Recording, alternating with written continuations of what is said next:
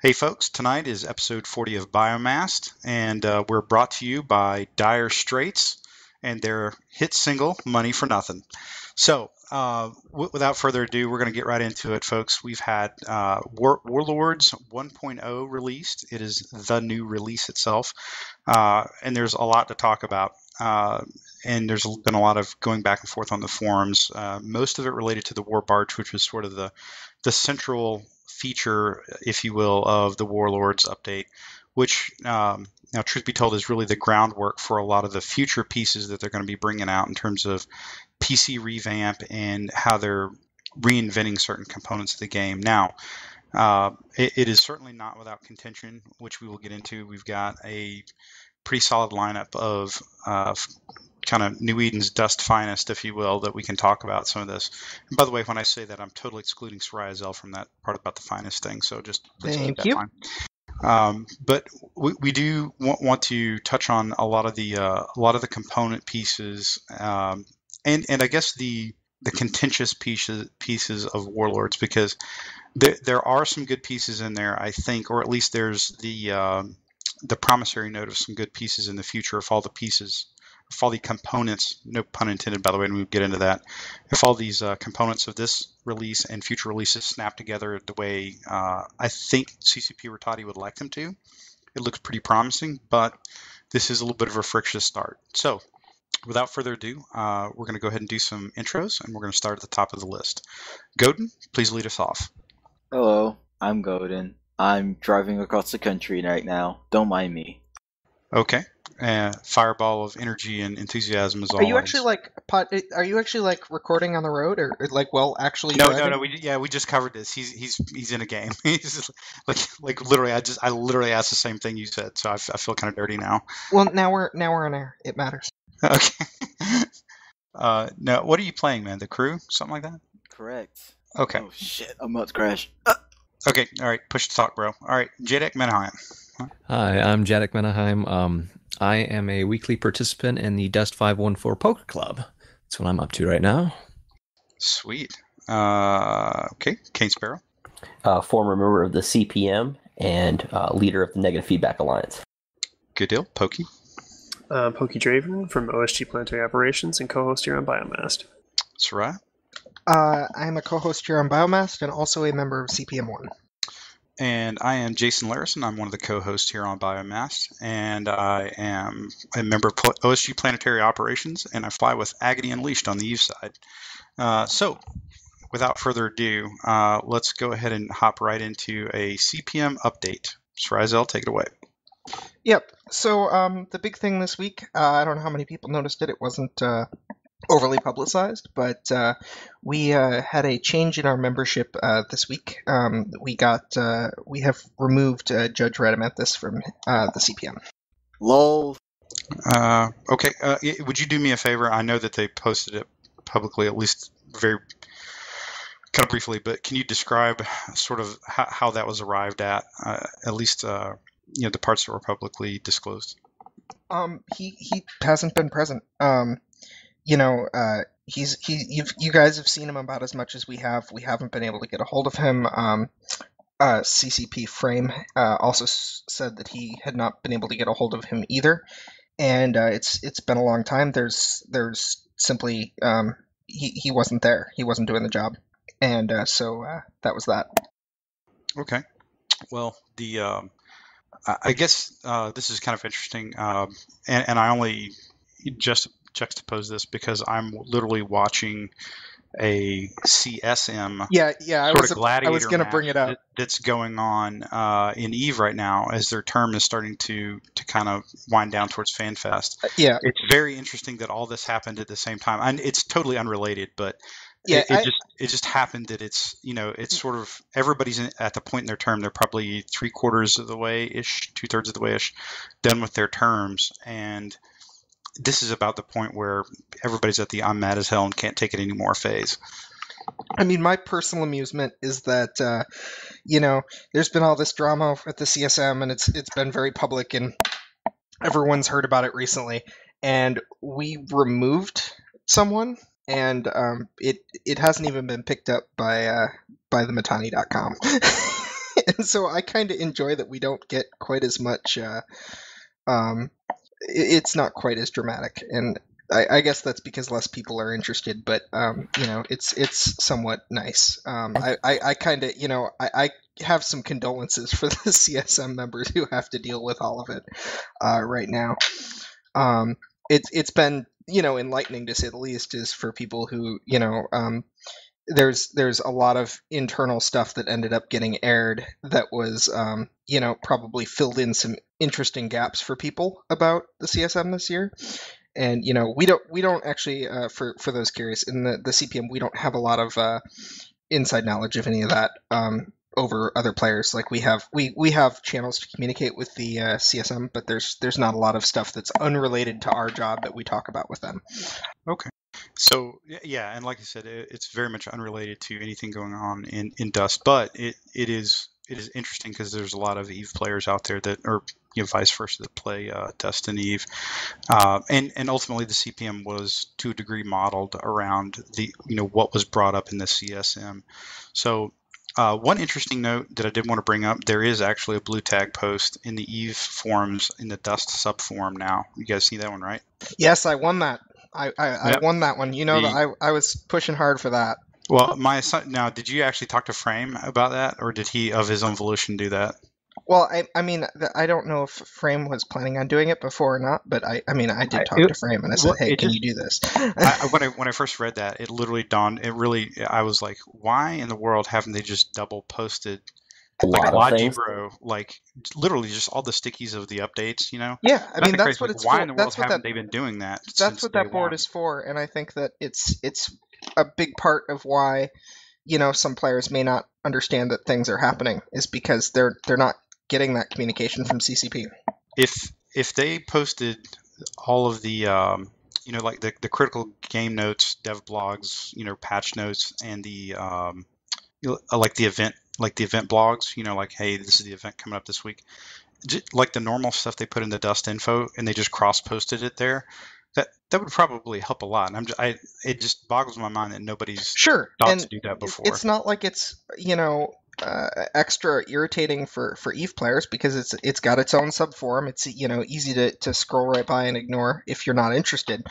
But if you are, there's a lot of people who aren't getting that full level of communication. Well, I think the other thing is, and we touched on this previously in other shows, is that if you were an Eve player and you kind of go more or less only what you hear at FanFest, and then tacitly you certainly probably could think that Dust had been turned off, like literally, like went the way of Mag. But obviously that's kind of not the case right now, and that would have been an easy way for them to keep things updated. Okay, so let's move on real quick, guys. Let's get right into it. So we've had the 1.0 release of Warlords. Jason, just one thing before we move on, though. Sure. One thing about the judge announcement that really struck me, though, is that it was the CPM that came out and actually did the original posting of that. And I don't know, I think that's a really strong example of the CPM publicly communicating to the player base and the community, even on a tough subject. And I don't think that needs to be kind of noticed, because I think that's a good, important step for the CPM to basically be like, hey, even if we're having a real tough internal issue, we're willing to come out and explain to you guys what's going on and kind of be, big boys about it, kind of deal. Sure, I'll buy that. Were you guys the first ones to post that, or was that posted through? That was posted by us, and then Frame followed up with his note on that, which puts it in the wonderful dev posts tab on the forums. But yeah, I mean, I think probably the big distinction between this and any previous removals is that this was the CPM asked for this, so it was our we were a big part of that decision. I'm curious, and you may or may not want to go into it, but I'm going to ask, is at what point, like, it strikes me, if you guys had arrived at this a little earlier, you might even had the opportunity to perhaps get somebody else in, like a replacement, as opposed to just having an empty seat. Was there any discussion of that? I don't think at any point were we ever really looking into that. I mean, I know that the CSM has refilled 2 seats during the course of this year. It was quite a fair bit earlier in their term than it would be for us, and they decided after, I think it was about halfway through their term, they decided they weren't going to fill any future vacant seats for the rest of the term. So, I mean, it takes it takes kind of a period of time for someone to really get acclimated to the working environment, and it can be disruptive to put someone in midterm if it's not like early enough. No, I think that's what I'm getting at, is what I would recommend is in the future, perhaps in the white papers or kind of the business rules, if you will, of the CPM or the organizational structure, that you guys think through and kind of formalize how that would work. Like, if at halfway mark somebody has been AFK for 5 months and 28 days ish, that there's perhaps a mechanism that you have already thought through with the CCP community team on how you can bring somebody else on board. Well, if you're thinking that 5 months and 28 days, and only bring people in if within the first 6 months, I'm absolutely floored that you think we can do that in 2 days. But no, I think my point is you would clearly be able to figure it out before you got to that point, is what I'm getting at. Yeah, I mean, there's a few things actually that I think can be probably touched on the white paper a little bit. Some of it's come up in chat, and I do want to converse more with the other CPM about the white paper a bit. Okay, all right, that sounds good. So let's go ahead and kind of drive on into Warlords 1.0. Obviously, the seminal feature of that was the introduction of the war barge, and that has been heavily discussed on this show and in the forums. And the first thing I'd like to kind of touch on is there's apparently a couple of sockets that made it in that weren't advertised, and I assume that was a planned move, not a boo-boo. So, well, I can say that the CPM had no idea they were coming. So, really, that's interesting, and they weren't even in the patch notes, I don't think, either. They were not in the patch notes, and I had no idea they were new maps. I haven't seen them in. I haven't seen them in game yet myself. I saw a really, really bad cell phone picture of someone's screen. I've seen them. I don't like it. I don't. No, I get so my real question now is, did CCP know they were in? Like, I mean that literally. Like, did they like accidentally oh, my bad, didn't mean to cut and paste that part into the patch? I wouldn't be able to answer where CCP's at. Okay. Well, and it kind of, if that may be the case, it kind of reminds me of when we had a surprise early viewing of the Caldari Prime background effects. That wasn't even correct because that's supposed to be like Frozen Tundra type stuff. I'm still mad about that. Oh, what? The Caldari Prime is supposed to be Frozen Tundra? Yep. Well, maybe it was before, a Titan crashed into it and heated everything up by about 120 degrees. No, that's like before the fighting started. I'm saying it was supposed to be a Frozen Tundra. It wasn't. Okay. Well, I honestly, I don't think the moods match up with the specific planets perfectly as it is.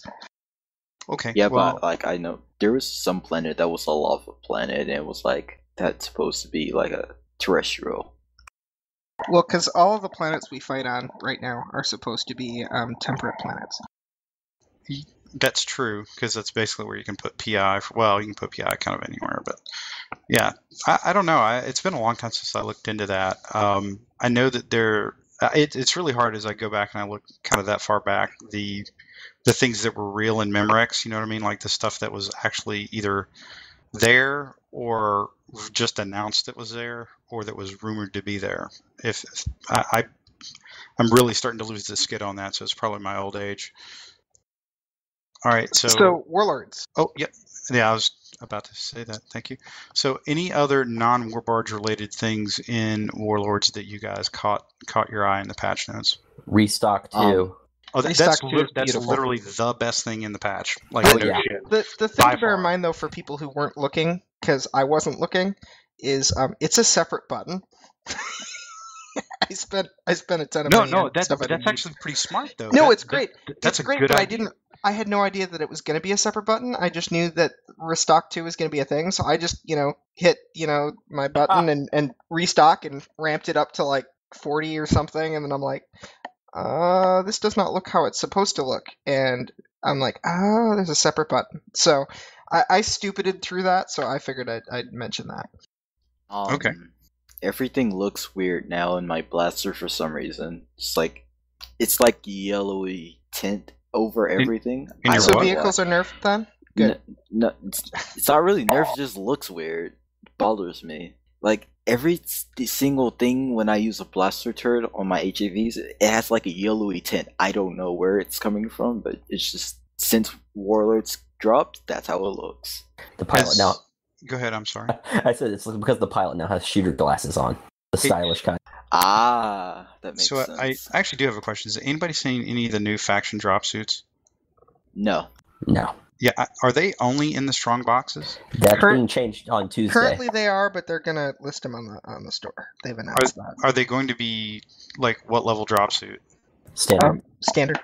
Oh, fuck all that noise. But the other thing that Rattati mentioned, I think he actually mentioned it for the first time in the barbershop thread. Yeah. By the way, I'm going to throw this out there. If I ask Kriba to do a poll of where the majority of Rattati's posts are, anybody want to take bets that the barbershop is in the top 3? Yeah, I'm with you on that. I would recommend that he post, like, I don't know, in any other subform at least occasionally, so that I don't know, any other subgroup in the game could interact with him. Just I'm throwing that out there.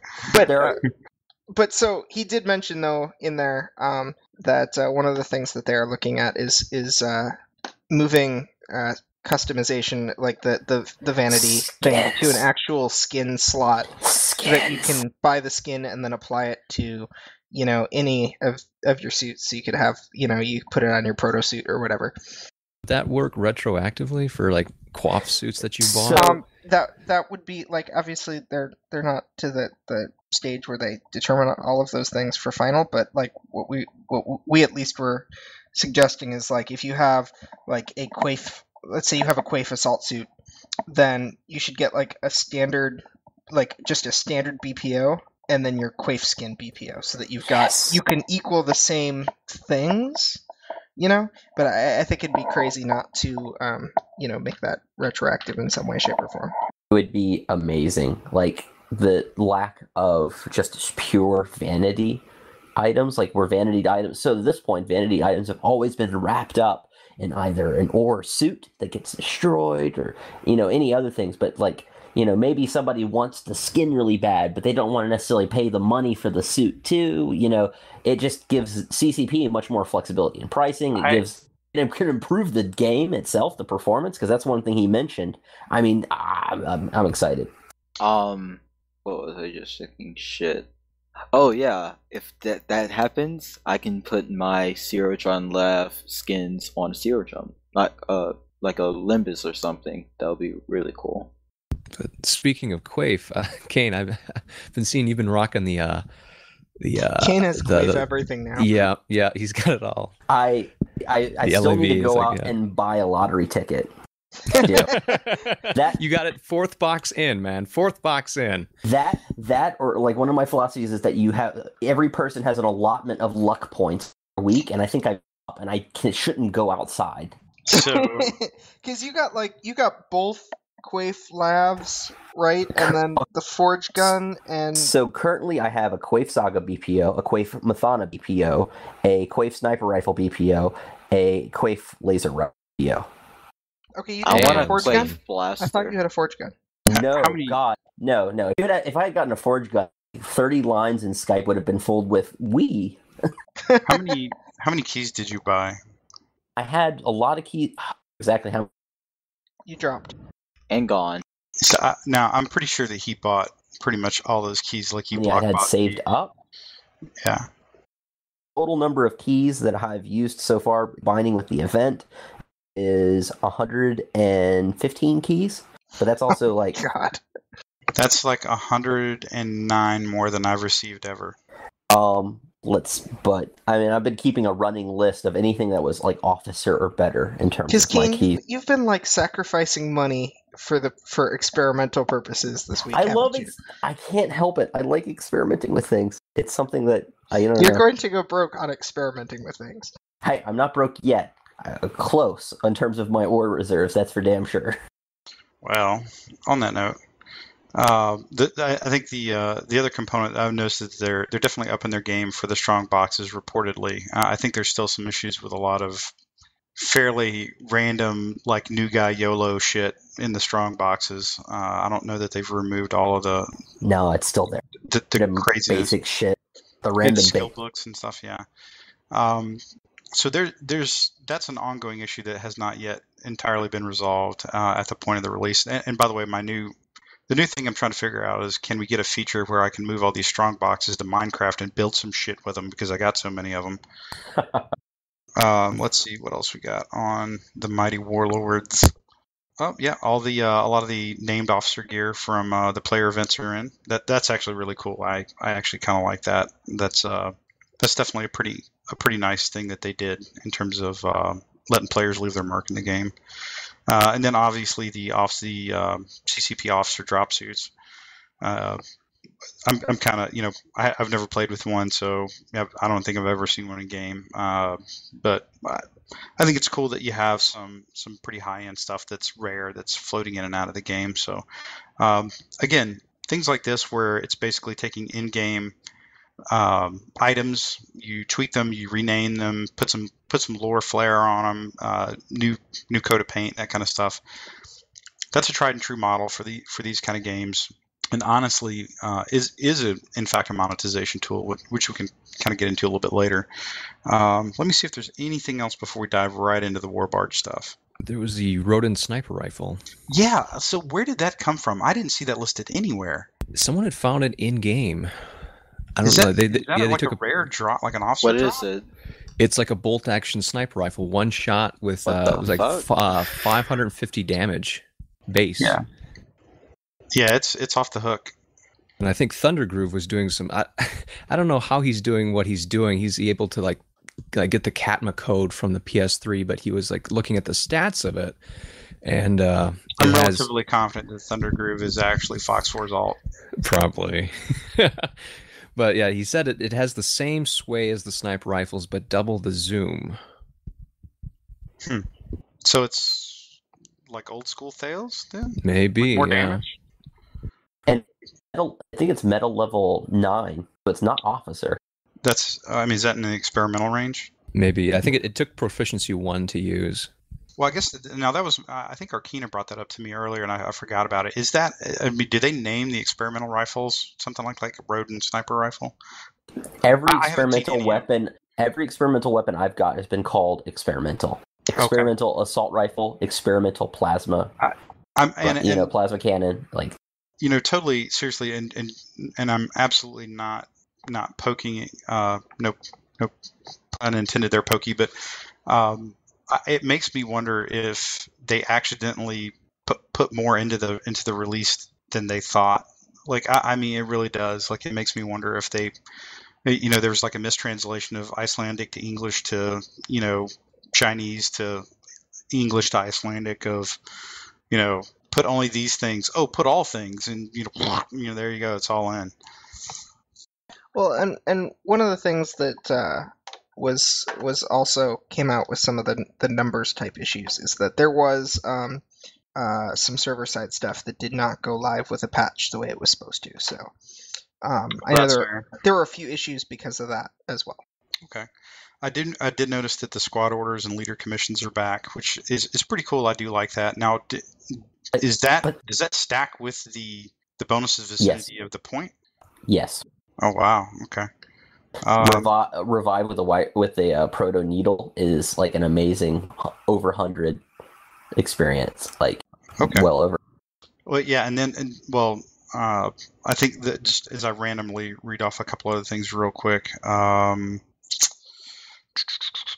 The SP change, the way the SP is granted out, the active passive thing. Yeah, can you? Yeah, no, that was actually one that caused a little, like initially, that caused a little bit of concern. Then was quickly overshadowed by the beefs with the war barge.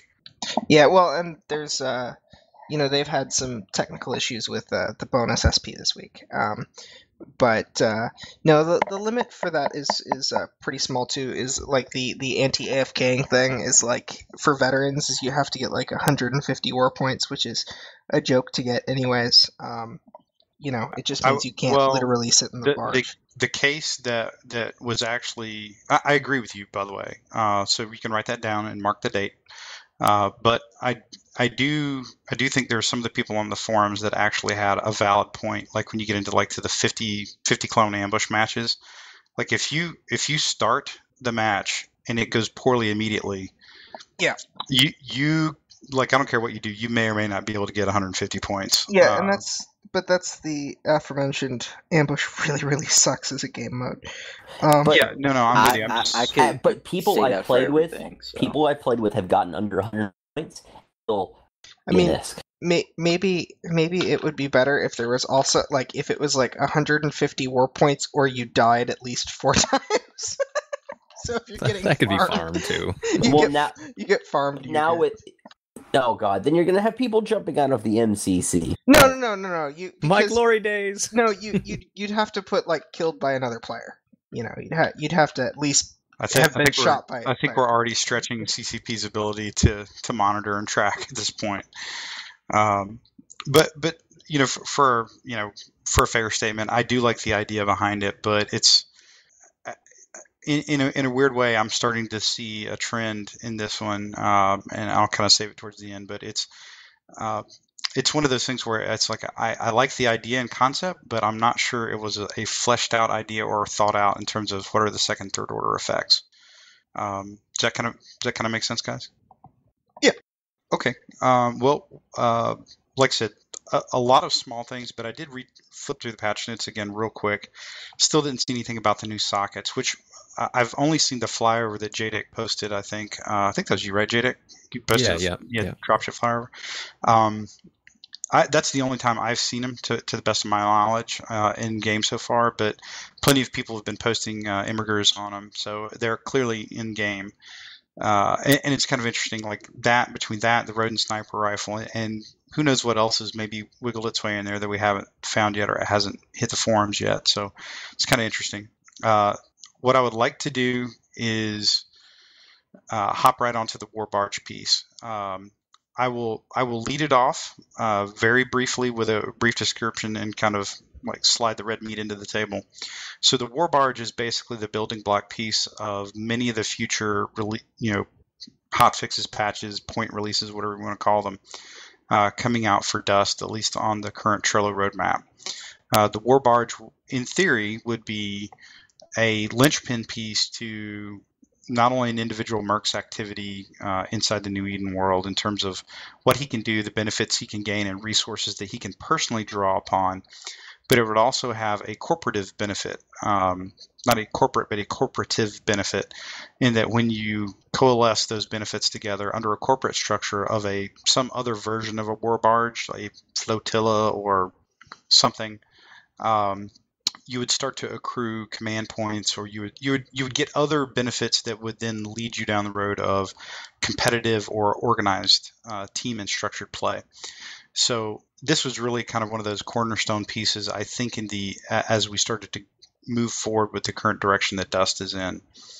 The war barge went in, and then after much discussion, by the way, much discussion and feedback, I would say, on the forums, a lot of chat, including on the show, about what the war barge is supposed to do, what we think it's going to do, and upon review, this is just my personal assessment, there was a lot of conceptual discussions. There were a few people getting into the nitty-gritty numbers, but when it all came out, I'm fairly confident that the war barge wasn't, for some reason, what was discussed in the forums, it was just really hard to translate into what the players thought they were going to see, or what they had in their idea that they were going to see in this first release, is the best way I can describe it.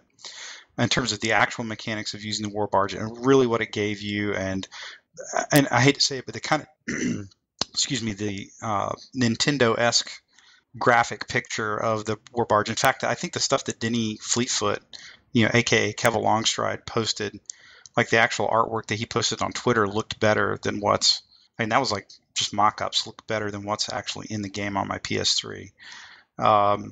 Which amuses me. Yeah, but anyway, there was, I think, a very clear gap in terms of what players expected, and then what we got. And then you overlay on top of that the Orem issue, or the acceleration of filling or maxing your war barge by utilizing Orem. And that has, I think, to say the least, created some very critical tensions going on right now in the community amongst each other a little bit, but it's fairly polarizing towards CCP. And much of the comments that I've seen, or at least some of the couple of people I've talked to in Skype over the last couple of days, is that they view the monetization outlay that came out in Warlords as taken in conjunction with the other monetization efforts over the last probably 6 months, that there's a lot of people are kind of semi-officially saying we think that we've hit pay to win. And that's debatable, but they're definitely in a slide where it's pay to compete. Let me put it that way. So I will kind of leave all that at this point, and I'll slide this over and let you guys kind of hash it out. One thing I would actually like to lead off with, if you don't mind, is Pokey, if you could kind of take the con for just a minute. Can you describe a little bit about, I think, because you had a very, very crystallized post on this earlier, what you thought the war barge was going to be from your comments, because I think you did the most numbers work of anybody that I know of on this. What you thought the war barge was going to be versus what you saw and what you got. Sure. I mean, as far as numbers go, I mean, it's kind of up in the air. We weren't really given any numbers, but I think probably the biggest shocking features that people notice is that while the component production of the war barge is completely passive, which means you can't really speed it up anyway, I think that the price of the upgrades is much steeper than people really expected. It's much steeper than I expected. I think some people are saying it takes about 3 years. I don't know if that's accurate, but that's what I'm hearing. It takes about 3 years to fully upgrade the war barge, just by waiting for the components to produce passively. And considering we have 5 out of 14 subsystems and it takes 3 years to upgrade them, that's a little shocking, because people are a little unsure what the lifespan of Dust looks like. And I think they were expecting to perhaps get a bit more in a period of time than they are. So that's a little problematic. I think where the monetization issue comes with is like I said, it takes a very long time to upgrade them. But that aside, CCP said that, well, we don't want people blowing through their upgrades, too quickly. We want them to kind of, get them over a period of time and not, max it out in a week. And that's, that's understandable. I mean, regardless of how long it takes, you don't want people to blow through your content in, a week. But the issue comes is that you can not only buy those passively generated components with Orem, you can also speed up the upgrade process with Orem. So they claim that they don't want you blowing through the upgrades too quickly, but you can literally buy them entirely with Orem and completely negate that effect, which I think is a big issue. It's my big issue with the monetization of the system. Well, with components, anyways. Components bought with Ore. Right. You buy the components, you spend the components to upgrade, and then the subsystem goes into a cooldown until it can be upgraded again, but you can spend Orem to negate that cooldown. Yeah. So you could basically upgrade everything in a day if you have enough money. Kane knows because Kane did it. He actually is better to speak on the numbers than I am. I have not spent money on the war barge yet, so he actually has. So if you want to talk about that. So at first gander, if you had a level 2, do it in 50-ish days, 60-ish days to upgrade the barge to level 5. The real like the long haul upgrades are when you start upgrading the actual subsystems themselves. So like level 0 to 1 is 200 components for your barge. Level 1 to 2 level barge is 1,119. Level 2 to 3 is 2,400. Level 3 to 4 is 40, and level 5 is 6,300. So the increase in warport component, the increase in war barge component, that for the barge itself. When you take a look at subsystems, though, it gets very aggressive very rapidly. So level 0 is free. So as you unlock subsystems as you level up, then, so level 0 to 1 is 300. Then the next level is 2,700. The next that is then 10,000. The level after that is then 29,000. And then the fifth level is 51,000. Just real quick for a frame of reference, if you have your Warbarge factory at level 5, how many components a day are you making? Let's see. Roughly. 500, I think. Level 0 is 200 a day. Yeah, it's 200. So 200, 400, 600. I'm going to go with JDX 500 because I can't hear you, Kane. Oh, yeah, actually, no, I think it's higher than that, yeah. It's I think 700. 700? Okay. 700 or 700 at max. I don't have the specific numbers for the factory in front of me. So 700 at max, and then at face value, you basically divide that by whatever the cumulative number of Warbarge points. I could see where this adds up really quick. It's subsystems, though. It's not the actual barge. No, itself. I'm tracking that. That's one, but you're still paying for it all with components. Unless you, the theory is that if you bought nothing, if you put no ORM into it, what is what's your start to finish completion time? I could see it because it does raise exponentially, so I could kind of see how it could get up there real quick.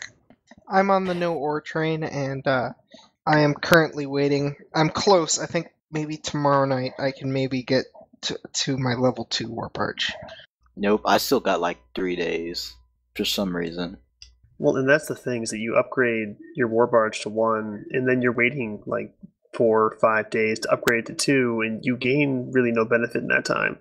So for the first week of the Warbarge, it's doing nothing except upgrading its ability to upgrade things. It feels a lot like those benefitless skills that we have in the skill system, which we're trying to get rid of. So I think and part of the crux of that. So this is where I think a little bit of the discussion about without maybe necessarily, I don't know if this is a good place to get into it, but what is pay to win versus something else? I don't know. I know that I think, Soraya, the definition that you use or have used on the show is if it's an item or an advantage you cannot otherwise get through the game. Is that roughly accurate?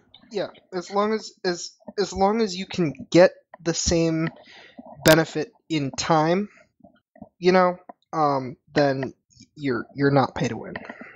Okay, all right, and I think I could also add a caveat to that is, and by the way, pay to win is very much subjective. I'm not sure there's an industry standard for what pay to win is, but the other thing I would offer is that you can have pay to compete, which is I think where this is getting, which is very close to pay to win, if not right up to the line. The other thing is, while you may technically be able to achieve the same effect with no real money purchases, you get to a point where it's simply not practical to do so. So Yeah. And that's where I think the meat of the issue is right now. Yeah, it's just utterly not practical to do so. I would say that I would agree. There's definitely a valid concern in that the SP bonus sort of thing, or not the SP bonus, the damage bonus that needs to be really quickly available to everyone, because otherwise you are imbalancing the game with the Warbarge mechanic. It should have never been never even put in the game. Yes, and I clearly do not agree with in-game bonuses out of Warbarge upgrades, but we do have it, and it needs to be something that people get very quickly, at least, so that it is it equalizes out. It doesn't even make sense to me. Well, lore aside, it kind of goes into what Jay was saying, is that it gets to a point where, and this goes back to what I was saying about how you are locked behind a timer if you don't pay with Aurum. It will take you an exact amount of time to get somewhere. There's very little way to speed up the process. You can get very much the same thing with the skill system for the last 2 years. Not quite. Not quite. Let me get there.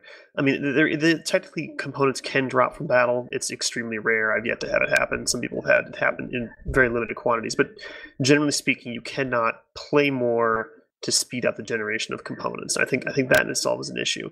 The other issue is that because you're locked behind a timer, completely behind a timer, and nothing you can do can speed that up. And then you have the Orm side of it, which unlocks things instantly if you so choose. You now have a system where you can have everything. You can literally buy subsystems with zero effort involved, or you can sit and wait. And Yeah. I mean, to clarify, I have no issue with CCP making money. I don't have an issue with them using Orem to expedite the war barge process. I don't have an issue with you buying components. I don't have an issue with you using Orem to speed up your cooldowns. What I have an issue with is doing both at the same time. Mhm. I think you should still have to wait, even if you use Orem. Or I mean, preferably, I think you should have to earn the components via a small passive game like we currently have, and then a more active means.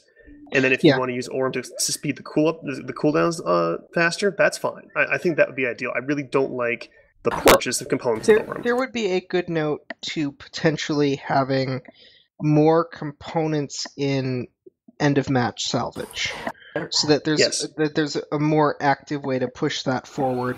Or looking at the component system, though, and the fact that we're maybe approaching a Planetary Conquest update, to me, Warbarge components seems like a perfect thing to potentially add to what Planetary Conquest may generate in terms of districts or raids or what have you, because it would be a commodity that everyone can use.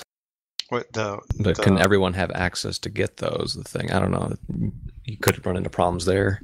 I mean, if the raid, that's the thing. If the PC design is actually, works in terms of opening up gameplay, in terms of raids and all these other ways to play at lower stakes and stuff like that, and one of these things you access is the components. I don't know. I think it could work.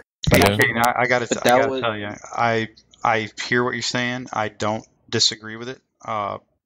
But the one thing that this week has done is put into a certain level of contrast is there were a lot of second and third order effects that were just simply not fleshed out or thought through in this. I don't even want to talk about PC economy right now until we get this like some of the vanilla shit out of the way. I mean, does that make sense what I'm saying? I mean, because they're all so interdependent. Like we need to make sure, I think the bedrock is really dialed in before we get really. I like the concept that you're laying out. I'm concerned right now that we don't have a stable base with which to work from. And I know we're all kind of working towards ideas that would get us that stability. Also, I would like to point out that if you make it to where you can only get these things actively through PC, that would kind of leave out everybody who doesn't play PC, which is a lot of people. No, you need to the salvage aspect. I've gotten probably 200 or 300 components in total from salvage over my gameplay. I haven't gotten any. Not at once. Remember, Kane is rolling big on luck this week, so. Oh yeah, that's right. True. I forgot. I think I was about to say I got like a grand total of 5 different components, like some smashed heat sinks and like some other like random things, but it was like literally 5 pieces only. And I can confirm that they're in boxes too, because I got 234 components from a box. Wait, those count as Warbarge components? I don't think they're the same thing. No. I used the key on a box, and inside of the box was 234 Warbarge components. Okay. Cool. Because that means I built my part of my barge with a box. But something it's interesting, like on the roadmap, what they're talking about with a player training mechanic, like a simple one at least. It might help with this, but it could throw a big monkey wrench into the whole system too. One thing I think that's become really clear, observing the component system and in terms of the Planetary Conquest stuff, using components donated to generate command points is completely out and bonkers to do. Totally agree with that. Yeah, that would blow the pay to win to 11. Yeah.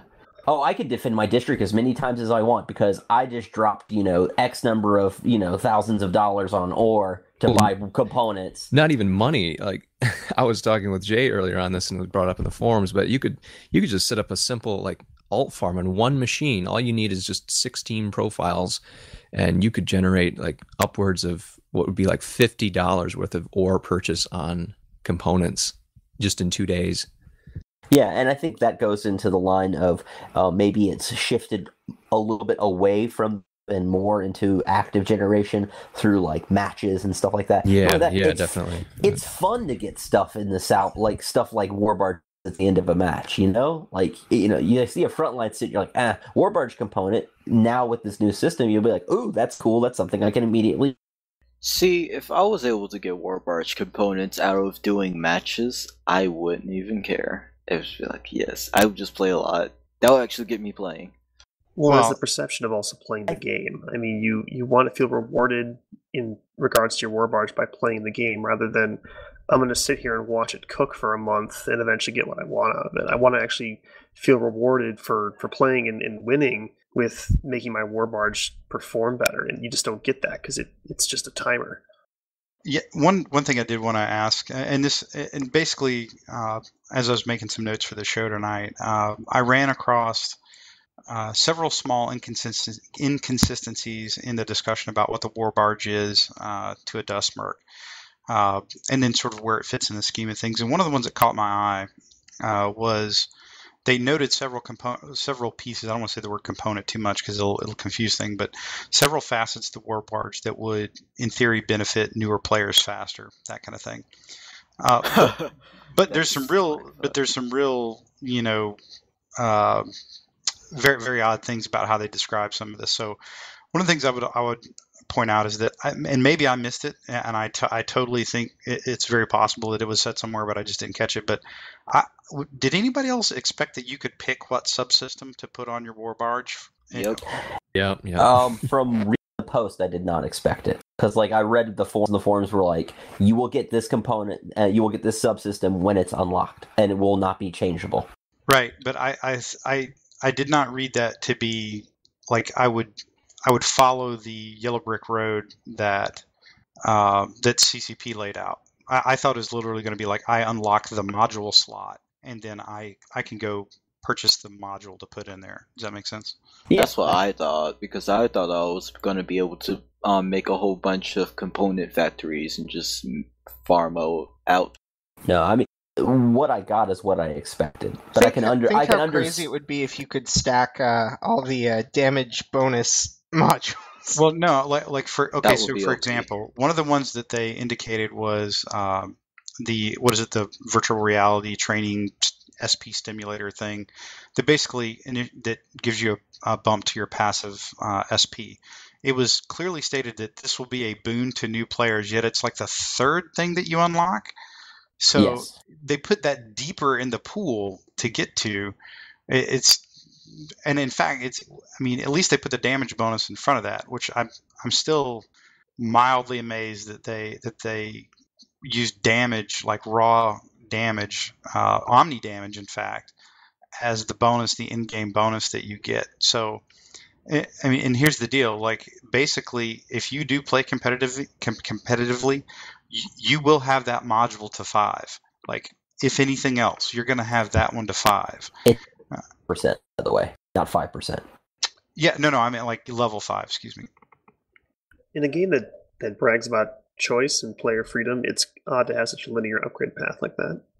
Like, I fully expected you couldn't like stack the same subsystem, but you could at least pick the order in which you wanted to build them. I think Like that they expected people to actually pay into the system, especially new players. And it's like, no, I don't. I really don't. No, I think, Godin, you hit the nail on the head. There is a clear expectation that people will buy Aurum, which into the system, the monetization system. I would also reference these things called Apex drop suits, which were billed and sold as things that will let new guys compete with veterans because it's a quote unquote proto drop suit. But not so much. Built. That's the problem. Well, yeah, I'm with you. And then they cost too much, and it's no.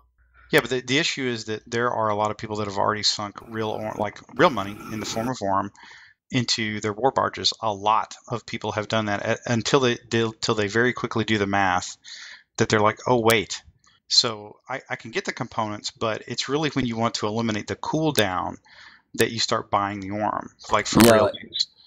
Honestly, though, buying the Aurum to eliminate the cooldowns is the worst investment you can make. I'm not saying it's a good investment. I'm saying that's where I think a lot of the initial Aurum went.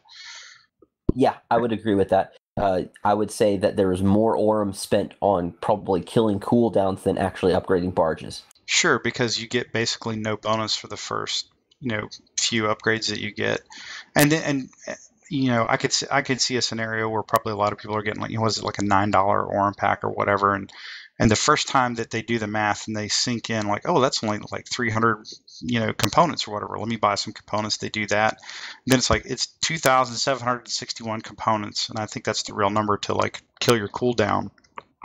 It's like, say what? And then that number goes up exponentially too, based on the time of the cooldown. One of the cooldowns I remember was a 21-day cooldown. I forget between which levels. To get a 21 cooldown was 100,000 components, I think. No, or 50,000 components. One or the other. Here's what I can't figure out. Why did they not just put the components, quote unquote, the subsystems on the market for ISK and or Aurum? And that's actually like, I was hoping that that's what they would do. Just like in an EVE, I go out and buy like a damage control 2 for a ship. I could go in and purchase the subsystem, module for my war barge, and then I can pick which one I wanted to do first, and I can load it up, and I can pay for it in either ISK or I can pay for it in Aurum or whatever.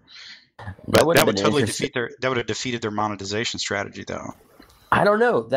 You might have still gotten people paying money for it. At the same time, you would have drained a lot of the excess ISK that's been floating around in the economy. I mean, too, that would have worked with, like, if your war barge could be destroyed. Like, if you lose X number of matches, your war barge is destroyed, and then you have to build up a new one. I hate the Rockies. I just like to point that out. In real life and in any game, too. Okay, Godin, that's incredibly helpful. I'm sorry, Jadic, what were you saying? I think I was finished there. Okay, I couldn't tell. Sorry. So I guess now that we've gotten like round one of the gripes, bitches, and complaints out for for the war barge, I think we really need to probably tie into what might be some solutions here, and unless you guys wanted to further go down the road of what exactly is the monetization strategy, because I was either gonna get that out separately later, or we can do it now. We can do it either way. Well, I just want one thing though. There was some pretty heated reaction to the barge, but at the same time, CCP did respond pretty quickly to some of the issues.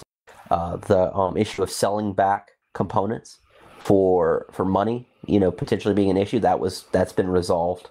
That was fast, yeah. They only sell back for 4 or ISK now per component. Before they were selling back for around 1,000, so that's been neutered. The lab itself was very lackluster initially. I mean, you were spending hundreds of components to claim, which was apparently a mistake, to claim like standard items. And not only that, the upgrade path was just your RNG gets better, and just your RNG getting better is nasty. But they've already changed that dramatically to where upgrading the lab increases the number of things you make per day and how much you can store, very similar to all of the other subsystems.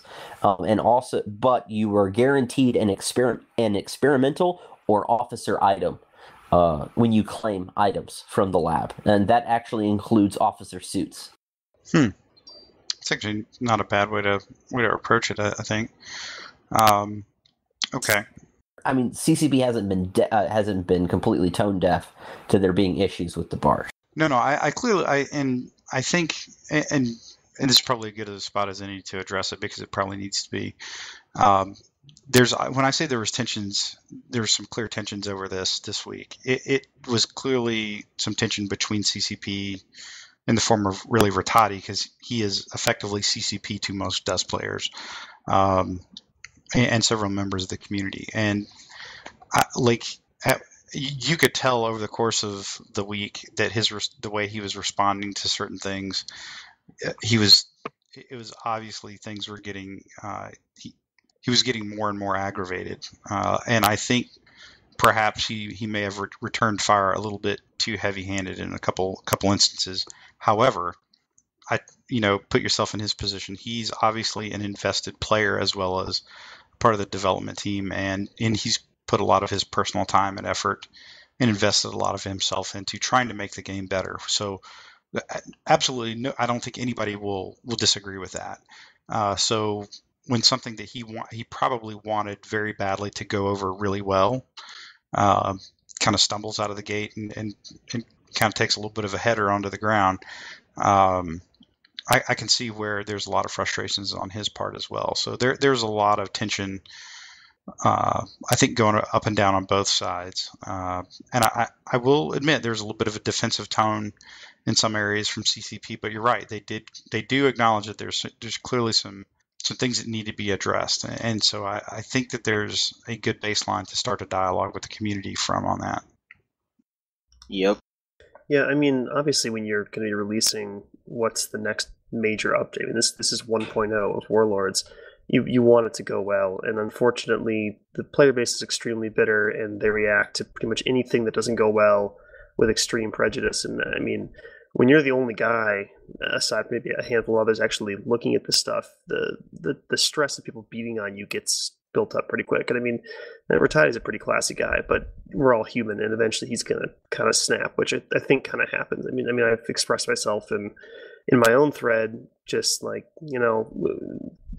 I don't mean to be passive aggressive. I'm offering criticism as people are trying to be constructive. They're upset, but they're trying to be constructive and try not to take it too badly, because I think people really do mean well. I mean, I've said this before, that the reason people get so upset is because they really do care about the game, and they're rough around the edges, and the language they use is often aggravating and aggravating and combative. But overall, the reason people are like that is because they do care. And just CCP and Rattati need to remember that and try to be patient with the Dust player base, because we are kind of bitchy, but we do mean well at the same time. Yeah, I mean, I think everybody needs to be patient with everybody to some degree. I mean, my biggest concern, to be honest, is that I'm a little scared that someday Rattati's just gonna be like, okay, I'm sick of this crap. But because it's Go to a Riot. I mean, it's a really yeah, go to Riot. Oh, good God, Riot. But I mean, he probably works in a horrifically high stress environment when you think about it, because he's going from like every other day he's gravitating between people thinking he's the greatest thing ever to absolutely trashing what he's been working on, to like then he says, okay, well, this is how we're going to fix it, and then everyone loves him again until the next patch that has issues. And that's like really, really stressful. I'm really glad my job is not that stressful, and I do not want to work a job that stressful. Well, I can totally understand that. I'll go ahead and I guess I can go ahead and bring it up here. One of the I think the longer reaching frustrations right now I have is like I can get past like needing to tweak numbers in the war barge and rework mechanics. I personally think that this patch it feels very rushed. There's a lot of things that feel not polished or thought through in it, or documented well, and it's very circa Dust 18 months ago, which, by the way, is not a good thing. But I think the reasons are different. I think a lot of the reasons are because Rattati is trying to meet the goals that he set for himself to the community, and I think he's doing with not a lot of assets and resources, which is very different than what it was 18 months ago, which was a lot of assets and resources with no direction and no focus. So it's literally the inverse of the problem, but what I would posit that you're seeing is perhaps some of the same symptoms coming out of it. So that aside, I think what concerns me is what is the long-term monetization strategy. And one of the things that really caught my eye was one of the CPM members, Denny Fleetfoot, aka Kevin Longstride. He had a very eloquent post that he posted in Pokey's thread about the War Barge, which was a very well received and very well thought out thread in general, by the way, of pretty much everybody putting input into it. I think he captured a lot of good points in there, but he seemed very, I don't know, accepting is not the word, but very supportive of, as he described it, a Clash of Clans style monetization strategy for Dust. And then he referenced, this is a very popular thing for free to play mobile games. I took a lot of issue with that, as did several people in the community. In that, one, Dust is not a free to play mobile game. Two, it's not Clash of Clans, and there's a reason that a lot of people, like a lot of fairly serious gamers, don't play games like that because they are pay to win, and they're pay to win not so much in that there's literally things that you can't get necessarily through in-game effort, but you can't practically get them. So let's say, go ahead. I would like to say that that's not actually true. You can get stuff, but the time span in which you can get those same things is ridiculously short when you pay money in. So like say getting like soldiers, right? You can just pay and just get all the soldiers you want. If you let me finish, I will describe that to you.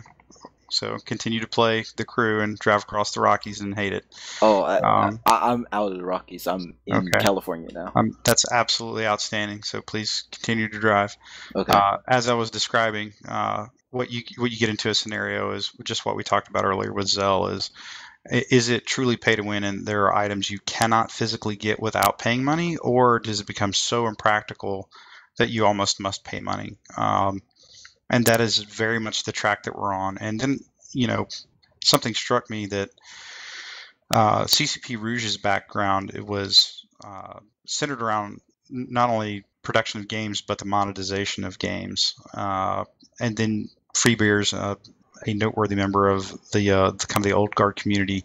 He noted that CCP has also got another former EA member, guy by the name of, I think, John Decker, was like the lead of the monetization strategy for EA for a long time, and probably knows CCP Rouge quite well, I suspect, from their time in EA. And both of them, again, go down the road of how do you get money out of games.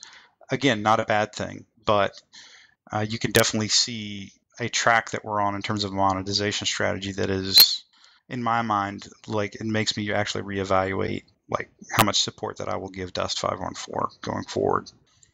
I'm just going to throw it out there that assumptions of what EA, former EA employees have had to do with, design decisions in Dust is probably Bam Havoc level tinfoil. So how much say does CCP Rattati have over the monetization strategy and setting the price point?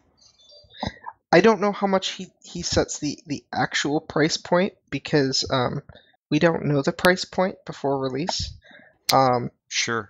But I can ask. But I mean, I would say that it would be a pretty out there assumption to assume what employees are involved in what strategies. Well, I think you're missing my point in your desire to defend CCP at this point. What I'm getting at is that you have a game that needs to make money. The only way the game is going to make money is through some form of monetization. I don't think anybody disagrees. I don't think anybody has a problem with that. But the way the game is going now, it's clearly amping up the microtransaction transaction model to, and I think rightly so, Denny said it, like near iPad mobile app gaming levels, which is not probably good. The time scales, I think, in a lot of these scenarios, I think Godin was actually kind of making a good point, though. The time scales, though, on these things are vastly different. Vastly. Like, I was just running some numbers. So, like, a level 4 subsystem to a level 5 subsystem is 51,000 components, right? So a level, 200 things a day. You're looking at almost a year just for one upgrade. Well, and here's what bothers me.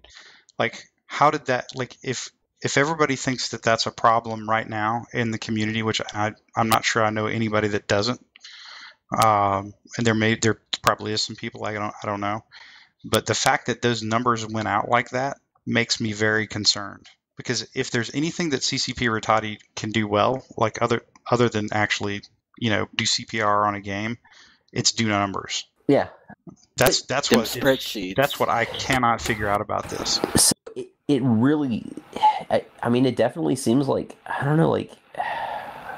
By the way, that's one of the reasons why I'm not entirely sure he's the guy that drives the train on how the ORM works.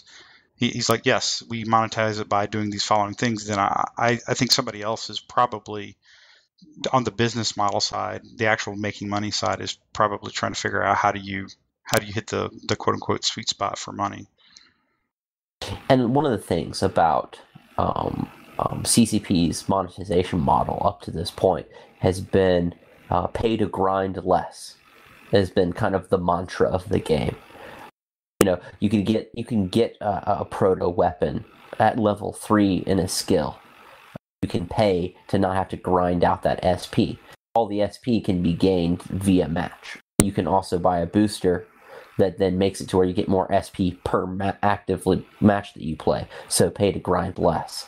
I think someone mentioned in the Biomassed channel, it's almost it kind of strikes close to the pay to play kind of thing. But it's still, it's almost like it's like a pay to grind less, but the grind on the other side of it is somewhat extreme if you think about how rare keys are and how rare component drops are in terms of end of match salvage. You know, and I've heard a couple of people saying, well, yeah, but we've always had these boosters and this, that, and the other. And there's a fallacy there. Yeah, right. So the fallacy to me is that, let's say with 7 to 9 million SP well spent in a very focused way, you can be incredibly competitive with somebody with 20 million SP. It's just a matter because you're only using one set of SP skills at a time, if you will. So that was always kind of a false argument for me in terms of like you could buy SP faster. Well, especially if you look at the fact that how linear like you were saying, linear progression of the barge. If you look at how it's linear, there's definitely, it's not like I can say, okay, this barge is this way, but I think I'm going to pick and choose. He's gone. This component, and then I'm going to do maybe this. Man. You're cutting in and out really bad, bro. I'm sure he's trying to answer. I mean, the way I'm seeing is that if you oh, sorry, go ahead, Kane. I was just filling the space. I'm trying to remember where I was at. It seems that you can't pick and choose what you're going to level up, like you were saying. Like, I can choose I'm going to be the best assault player there is, so I'm going to level this. But I can't say I'm going to get the damage subsystem as my first unlock. I think where he's going with that before he cut out was the other difference in the war barge versus booster or SP discussion was that you could actually pick and choose where you spent your SP versus the war barge. It sort of locks you into a path, I think. So on that note, Pokey, please fill some silence. Sorry about that. Yeah, I mean, if you took the current war barge system and applied it to the skill system, it would basically be like saying, okay, you have nothing but passive SP gain. Nothing you do in match increases it, except for every once in a while you get a little extra SP. But if you spend Aurum, you can buy SP, upgrading your skills instantly to whatever you want. That's what it would look like, and people would have a huge issue with that. And so it's no wonder that they're upset with the way the war barge works. So, kind of in regards to this, like linear progression, like what did they have in mind for the 14th slot? Like a little doomsday? That's a good question. I mean, there's only 5 subsystems, correct? At the moment, but there's like 14 empty slots. Yeah.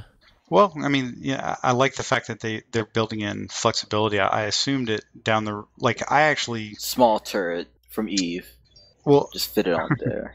I think the to me the long term would have been I would have rather them had 15 different modules but only 5 slots, if that makes sense.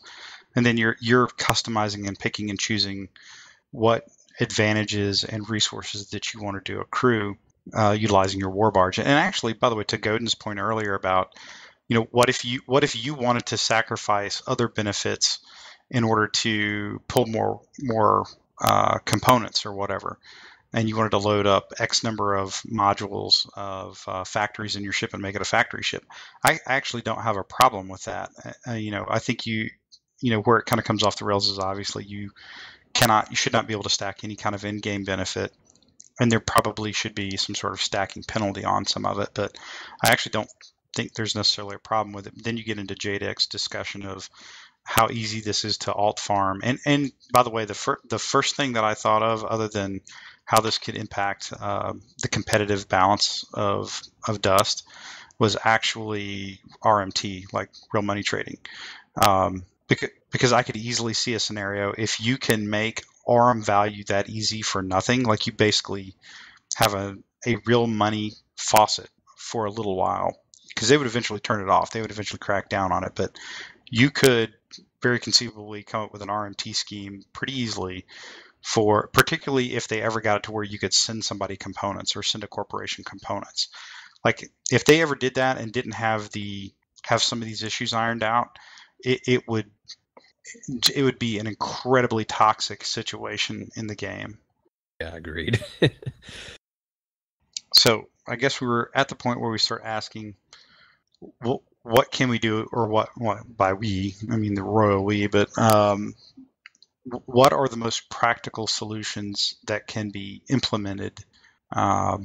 Reference to war barges. Like, what are the things that we would, if we had CCP Rattati amongst our midst, what would we describe to him as, hey, look, here's the top 3 or 5 things that we really think you need to do, like in the next, I don't know, month, if you will.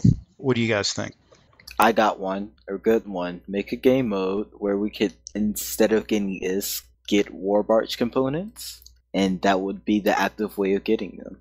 So change one of the game modes to basically your end of match payout is not in ISK, it's in components. Yeah. Okay, I kind of see that. Planetary conquest. That'd be painful. That'd be painful.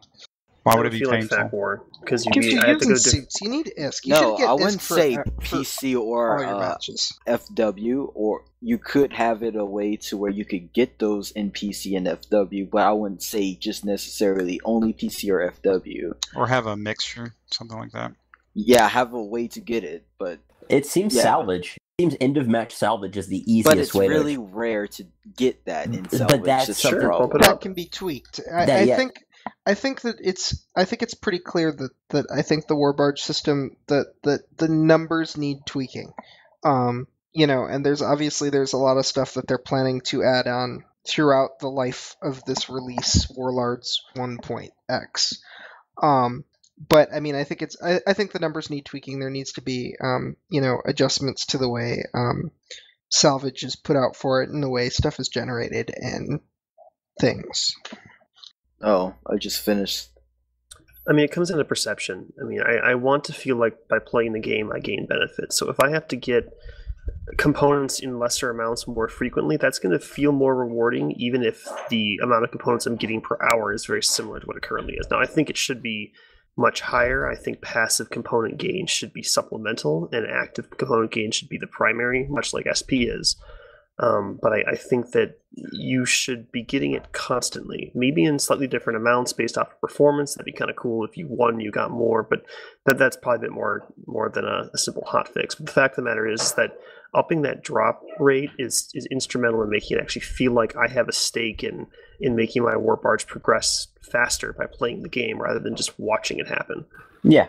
It would be wonderful if there was like a exploration type thing where we could just like go to this place and then like find chests full of these stuff or something on the lines of that. I don't want to play X on. I don't want to press X on a flower like in Destiny. Sorry.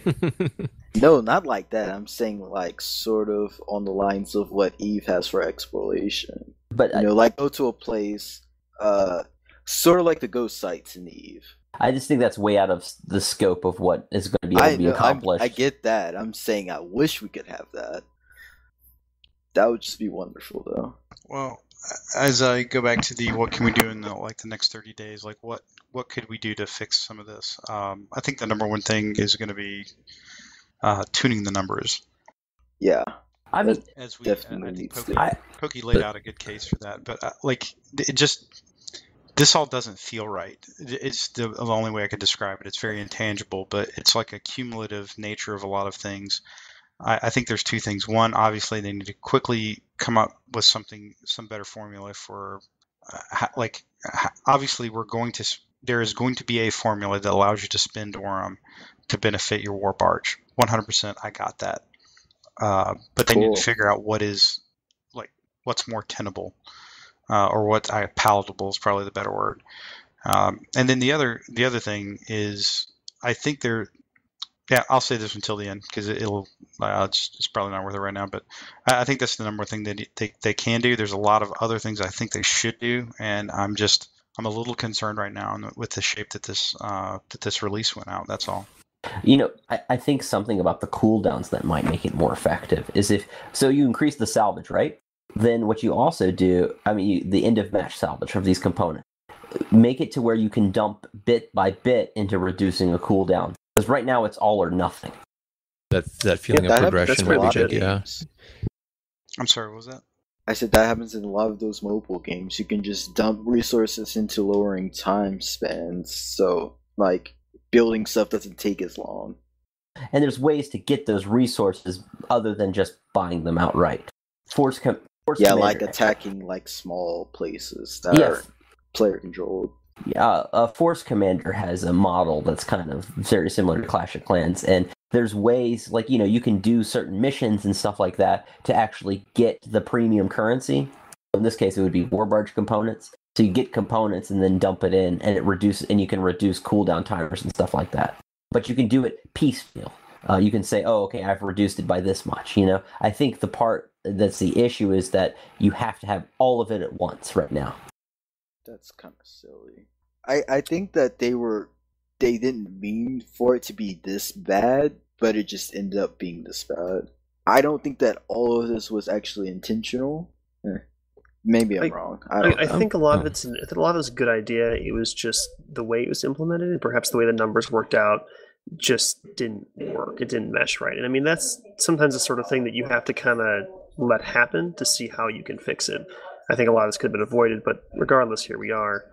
But like I said before, my main issue is that I don't have an issue with buying components. I don't have an issue with speeding up cooldown with Aurum, which is bought with components. What I have an issue with is being able to do both, because you can then, like I said, buy subsystems with Aurum, and I think one of those options has to go away. I personally would vote for removing the purchase to the ability to buy components. I think that's going to cause a lot of pain later down the line, especially if you make the Warbarge do anything meaningful in terms of PC or other game modes, where it seems like everything is driven with components. So if you can just buy them outright, you're walking a very dangerous slope. And I'd kind of to nip that in the bud here and now and reserve the Aurum either to a limited state of buying components or keep it solely to be cool down the upgrades faster.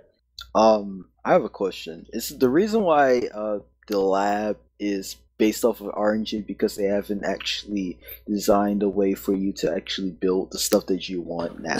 So is that why? So crafting is supposedly something later in the roadmap, is from what I can tell from looking.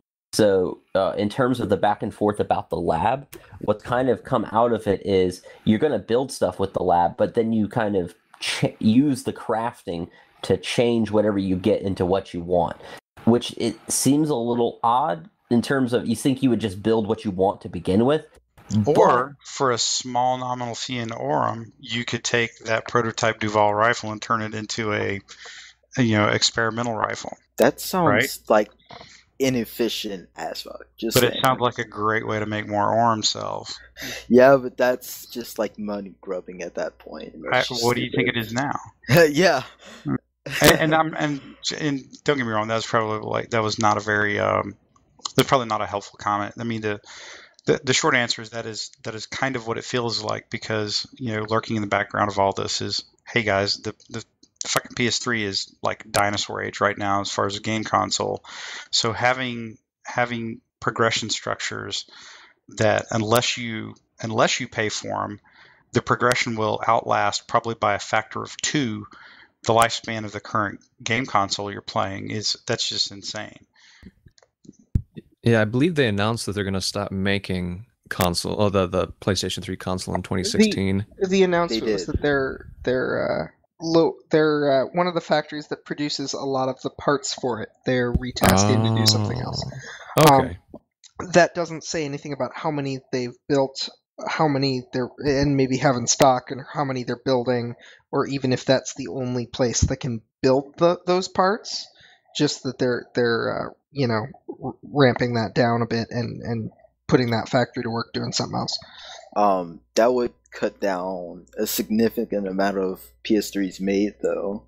And probably they would start with like places that don't already buy a lot of PS3s in the first place. So yeah, that might get cut down a significant amount.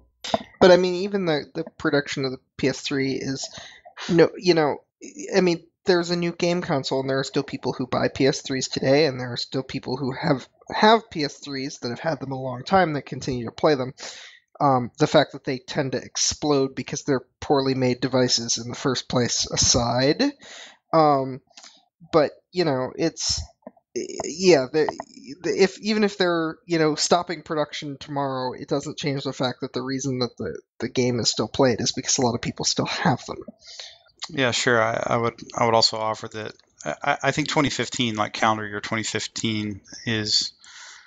I mean, that's ultimately the year that things need to be sorted for a lot of things. Reference dust, frankly, because the closer you get to first quarter 16, i.e., the fall of this year, you're going to have even less players now investing into a PS3, or they're going to be gearing up for receiving a PS4. And I think it's been mentioned a couple of times. There's not a lot of people going to be producing anything for the PS3 come first quarter FY16. So I think they honestly, probably by third or fourth quarter this year, which would be late summer, they need to have fairly publicly probably said this thing's going to go the way of MAG. We're going to not do anything with it, and it's going to turn off at X date, and we're putting all our eggs in whatever other basket because the PS3 will be no longer. Or their other option is basically they go full bore and target probably the secondary markets in Central and South America and parts of Asia, which, I mean, you're seeing a burgeoning population of those players now, mostly because it is a free to play game, at least to a degree. Up to a certain level, it's certainly free in terms of SP or SP and all that kind of stuff. If you want, you can compete that way. And there's a lot of PS3 still in that part of the country because they don't have the resources necessarily to have a lot of liquid PS4s out on the market like you do I in didn't know probably the North America and US Europe. operated in Asia. Yeah, absolutely. So anyway, just that was my point, is that I think trying to hang a monetization strategy out as saying, well, and this is a total aside though, I can probably not go into it, but I think in terms of how we monetize and what's going on with the game, they have a lot of decisions that have to be made in calendar year 15, and probably the players at some point will get, they're going to be left holding the bag, and that's just how it works in the video game world. I really wish that they would be a tad more open with us about the long-term pieces and vision for what they want out of Dust. Yeah, I mean, you've had several CPM hinted at what the future of the game is going to be on what console, but we need something more concrete than that, especially when you've got a system that's implying multiple years of continued use, and we are still twiddling our thumbs unsure what's going to happen. I mean, people will receive long-term systems a lot better if they know that their system is actually going to be long-term. Yeah, if you want people to pay money, there's ways to do that, and this is probably not it. Yeah, I mean, I'll come out and say right now, you put Dust on the PS4, my wallet will die on the CCP's doorstep, pretty much. I mean, I will be far more inclined to play the game a lot more if it's on a PS4, because my PS3 is dying. I probably won't buy another one because it's the only game I play on PS3, and I don't really want to buy a new system to play Dust. So it really needs to happen. I mean, I don't want to sound like a broken record here, but it really needs to happen. So it needs to move to PS4. I think that if they went along with that subscription model that we were talking about, where you could get like an SP bonus and stuff like that, I think that people actually bite onto that more than this. That was actually that was one of the things I posted today was, like I do not like microtransaction style games. That's why I don't play freemium mobile games. That's why I do not like that model. But if I think I'm getting value for my money, I will pay a subscription. And I know that goes against the face of it being a quote unquote free to play game and all that kind of good stuff. But I think you can still play it free to play, but you have a subscription that then garners you certain steady benefits, and I would be okay with that. Like I would consider that model, but I will not consider, kind of the pay to compete model that we have now in terms of even if the numbers were tweaked, they would have to be tweaked dramatically for me to relook this. But I do not like the monetization style of these, this style that we're going down. That's all. So, and that, Strong Bucks was stupid. Just saying. well, and then like I still can't figure it. We still haven't got the strong box thing kind of worked out, and now we're at sort of the next, well, this is not quite a crisis point, but the next serious friction point. They still haven't figured out the strong box piece. Now I don't know. Maybe Soraya can shed some light on it. Is it if it's truly working as intended, or if they think they still need to be, tweaking the numbers and the delivery of rewards and keys and such. But here's what I do know: like if they weren't done with fixing the strong boxes, they're gonna hold off on that even longer because they certainly have to go back to the well on the war barge, and that's going to take away time and resources from the things that I think Rattati probably really wanted to try and deliver in the next point release. So you're getting into this forever playing catch up game if you're not careful. The thing to bear in mind is that a lot of things can be adjusted and tweaked server side, and the things that they can change server side in a lot of cases are not necessarily going to delay the actual releases because they can work on those in in kind of between periods, like when they're getting things approved by Sony or something like that. So I wouldn't say that necessarily having to fix these things if they're mostly server side issues would really necessarily delay release development. No, I think I was more concerned with like the actual mental energy it takes to fix the problems. You're right. Technically, I think that they have some advantages, but it's the actual time of the dev team, probably in the sole form of Rattati and a couple other folks, maybe, that are actually like doing the problem solving component of it. Hey, Pokey, you just posted something in Skype. Could you expound on that? The Little Big Planet model? Oh, just basically talking about the cost of individual items in Dust, and the theory that if you price things extremely cheap, you'll sell a lot more of them and actually make more money in the long run. So I bring up Little Big Planet because in Little Big Planet the costumes were like $1, and I wouldn't even think twice about buying them. It's like, oh, that looks cool. I'd drop a buck on it because I don't even care. But in Dust, things are a bit pricier. Like the BPOs for they're about $10 each. I think twice about that. But if they were like $5, I would probably buy a lot of them and probably end up spending more money in the long run than I would if they price them higher. And I kind of, I mean, I'm not a marketing guy, but I kind of wonder if things were cheaper in Dust, if they would actually make more money in the long run simply because sales would be so much higher. I mean, the two things that strikes me as something that you can easily monetize that would be very acceptable is cosmetics and side grades. So that's just, I mean, like I said, that's just my thought on it. But I could totally see it going down that road. And I like, and Zell brought it up earlier, is like I saw their post that Rattati says like eventually they want to get to having basically a module slot type thing that's and you can drop in whatever BPO skin that you wanted in there to turn your suit whatever flavor.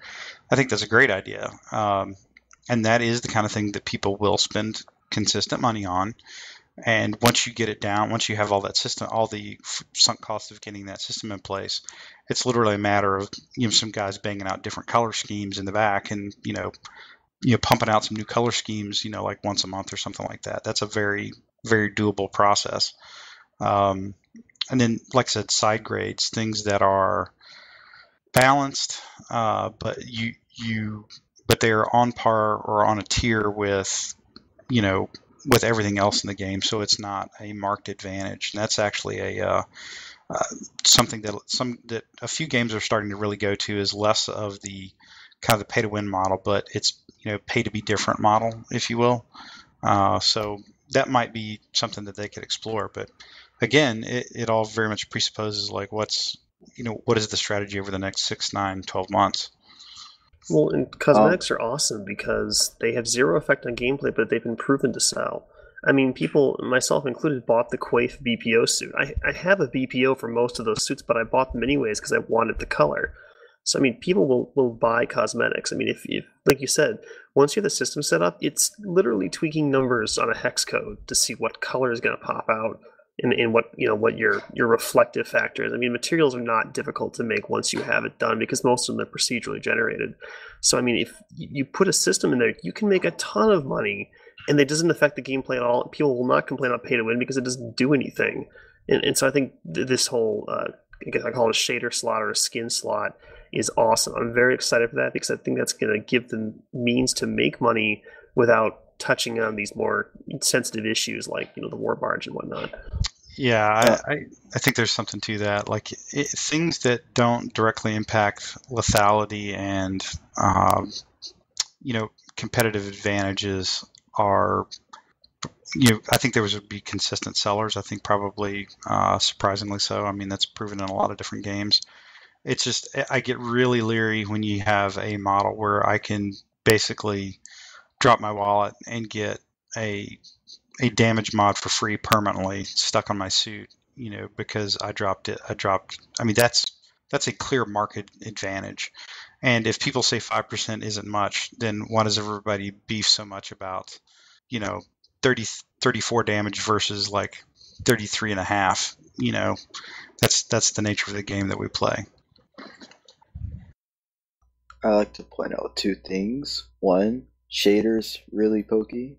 Well, that's basically what they are. Two, I made a thread a long time ago as soon as the Legion subform came out, where I was talking about how we could have like a tournament hall in Legion and that people could make skins for them. So like if they somehow got like deep into like a tournament, like a year-long tournament or something, people could sell suits that they made with their custom skins on it to where people could wear them, because like how people will buy the jersey of their favorite football team and be like repping them all around. That's why I was thinking that you could go with that. So if they ever did something like that, that would probably make a lot of money. If they really wanted to make money, they would figure out a way to do the paint bucket that they pitched to everybody multiple times, because people would pay big boy money for that, like serious money.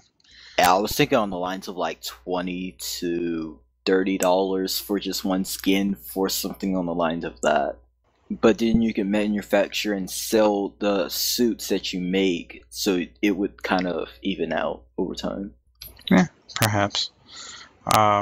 Okay, well, guys, what I would like to do real quick is kind of do a around the horn and just sort of whatever you wanted to pitch on, we could go ahead and hit after it. That'd be pretty cool. We're gonna attempt to the lightning round, or? Nah, well, I don't know. I think we've got some guys coming in and out on this one, so I think I wouldn't mind doing the lightning round. I'm trying to keep this one fairly calm tonight. So kind of like we'll start off right down the list, and whatever your topic du jour that you want to talk about for a minute or two, we can have a quick back and forth, and I'll push us through the list. And then we'll go ahead and kind of wrap this one up. So Godin, we're going to lead off with you, man. What's on your mind? Anything at all is your platform, as long as it's related to Yep, I already got one. Dust, Eve, and it's not stupid. Yep, I got one. Okay. ADSs should not be gunships. Assault dropships should not be gunships. Okay. Yes. You got to explain that one. Did you not see my thread? No, I didn't. I know you made one. I wasn't able to read it. Okay, so basically it's like this. Okay, I see ADSs as being gunships, sort of like an Apache, where you could easily just farm infantry or even go against HAVs and easily gun them down without really trying, really. As long as you can fly decently, you can easily gun them down without them even shooting at you, provided that you're in range. So I would like that to be changed to where ADSs are more of a drop ship, where they transport people and then they give them supporting fire, but as soon as AV or HAV starts shooting at it, it has to fly off. So you're advocating for the removal of the ADS? No. I'm saying that HEV should be able to shoot back and AV should be more readily available. So the ADS has to fly off.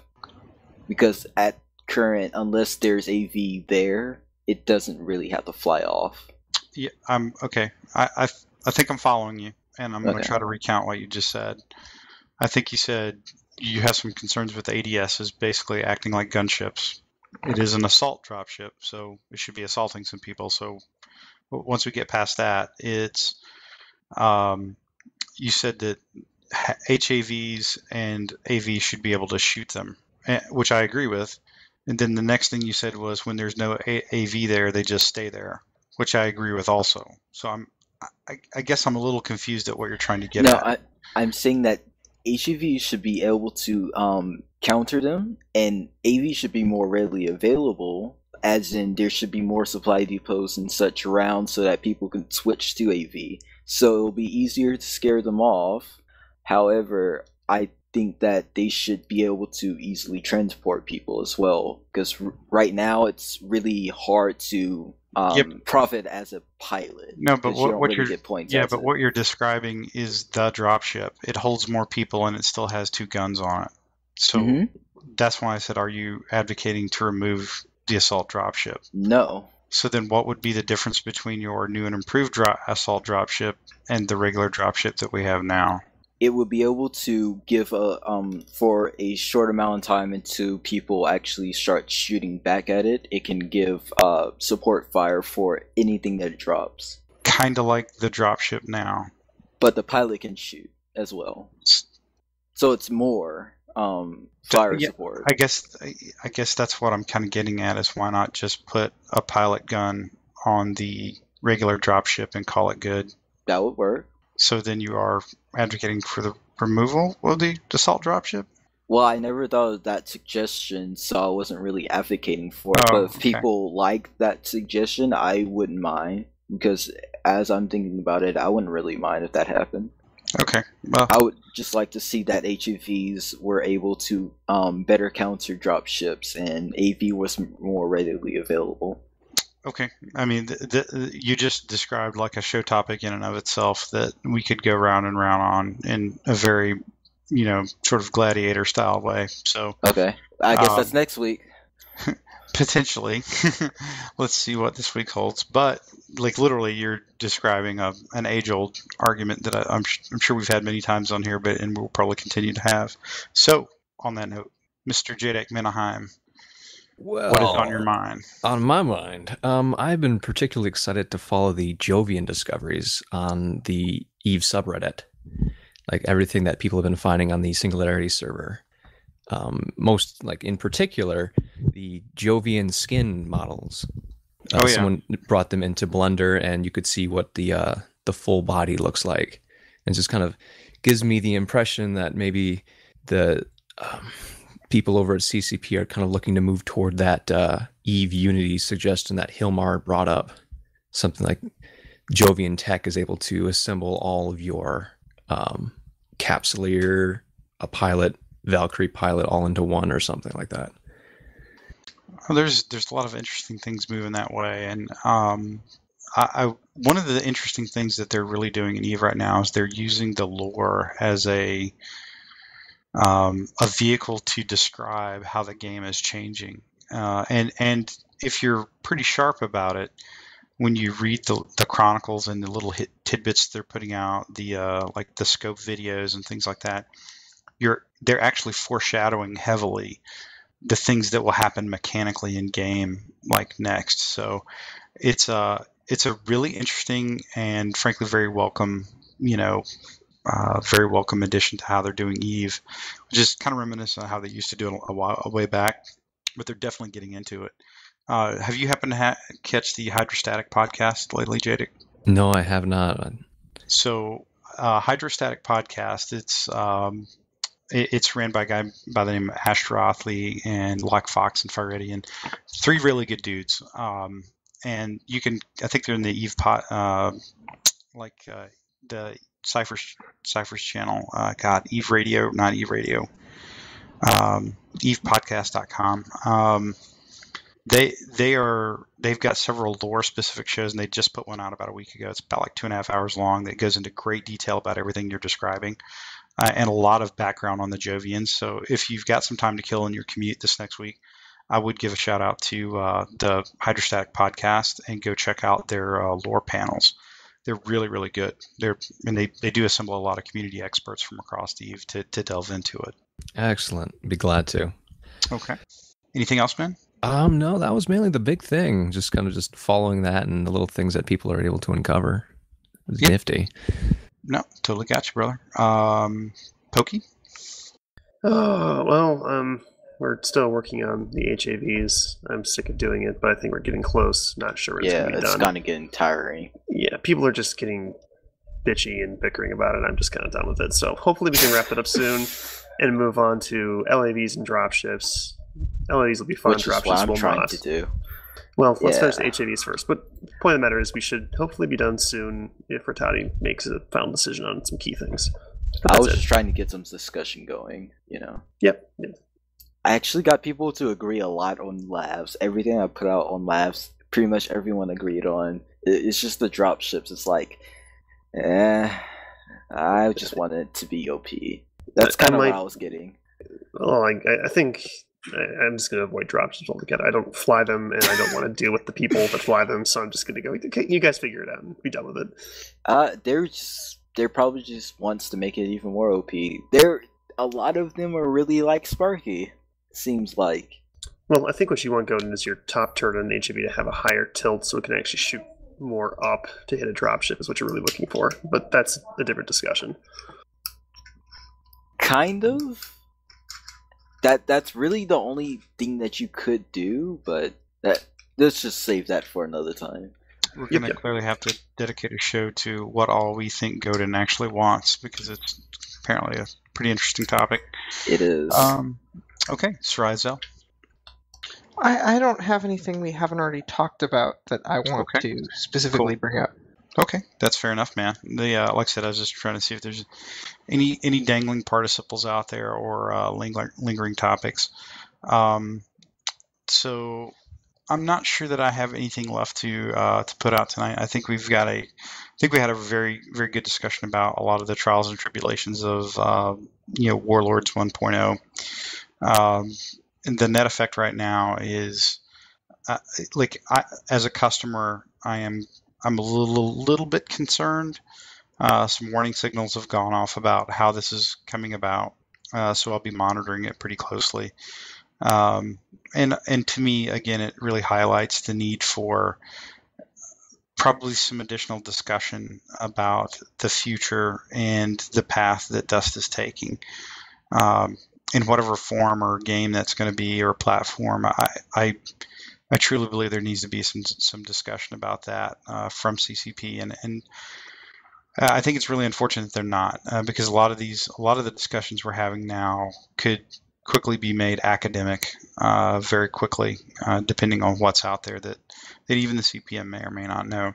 So that was kind of the big thing I wanted to just sort of leave folks with, is that I've clearly not lost any faith or whatever. I don't know that I've really had any, but it's more along the lines of from a purely customer standpoint, looking at Dust as a service, a gaming service, if you will, or a product that I occasionally have put money into.